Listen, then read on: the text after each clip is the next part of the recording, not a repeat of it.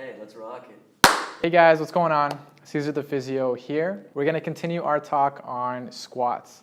Past two episodes have been about squats. We had Justin Santos in here, the first episode. He told us what to look for in a good squat. Second episode, we talked about one of the most common faults that I see, and that's the knees caving in fault, or genu valgus if you're a nerd. And today we're gonna be talking about another fault. It's the excessive forward lean. Face the mirror, and I want you to get into a comfortable squat position and squat down. Notice what you see as you come down. Do you see a lot of your torso, or do you see not a lot of your torso? And is it difficult for you to look up? If that's the case, then this episode is for you. Assessment tool number 2 from the side view. You're gonna squat again, you're gonna go down as low as you can, and then you're gonna notice your trunk angle. Does it stay relatively the same throughout from the hip hinge, or does your trunk angle change at a certain point and really become more parallel with the floor? And if that's the case, then this episode's for you. 2 reasons why this fault happens, very similar to the other fault. One is motor control, and the other one is ankle mobility. So for motor control, we're gonna do exercise number 1. Exercise number 1 requires a door frame, or in our case, a pole. Here's a little something. I don't know if everyone's ready for that.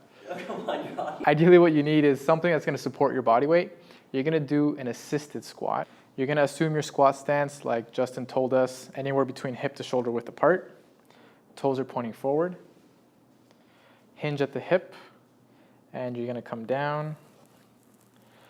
And your goal here is to keep your chest as upright as possible. What I want you guys to do is challenge yourselves and keep your chest as upright as possible and see if you can let go of the pole and keep yourself in that position. And for homework, what I want you guys to do is hang out here for 2 minutes total, making sure you have a good alignment with the knee. So if you were to check out my squat from this position, my knees are tracking along my toes. I'm pushing my knees out. So homework 1, 2 minutes assisted squat with a door frame or a pole. Exercise number 2 is gonna be for your ankle mobility. We're gonna use this box right here. You're gonna place your foot on the box, toes are pointing forward. The ball of your foot, the side, and your heel are on the box. What I want you to do is challenge yourself and push your knee towards your second and third toe, keeping your heel on the ground in the side angle. It's here, the knee's coming forward, heel stays down, and I want you to hold that for 2 minutes, minimum 30-second intervals.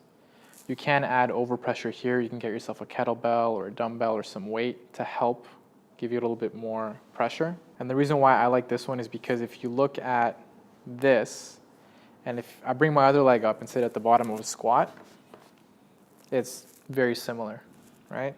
And this is the ultimate goal for the people who are in this squat position. The goal is to get their bum down to this position. All right, recap. Assisted squat with your pole or with your door frame. You're gonna do that for 2 minutes, holding it at the bottom, really challenging yourself to keep your chest upright and see if you can hold it without holding on to the assistant device, pole or door frame. And homework number 2 is gonna be your ankle mobility. Do the one with the box, which, like I said, helps to really rewire the brain to teach you how to sit at the bottom of your squat. That one is also for 2 minutes or 30-second intervals. Rewiring the brain. It goes back to the motor control stuff that we talked about. You wanna be able to coordinate your muscles to do any sort of skill or movement. Learning how to juggle, learning how to throw a ball, learning how to shoot a free throw. I think we used that example before. It's just a matter of coordinating your muscle groups to be able to do these things, and a squat, a deadlift, a push-up, all those things are very, very similar. It's just a matter of coordinating all the muscles to help you get into these good positions and get in a relatively safe position while you're training or while you're doing your day-to-day activities. Perfect. Next episode, I'm really excited about. We're gonna get a guest runner here to chat about the importance of warm-ups, cool-downs, and their experience with training as it pertains to things like marathons, 10Ks, 5Ks, or half marathons, given that this is the time of year where we're getting a lot more of these running events happening. See you then, bud. All right, see you then.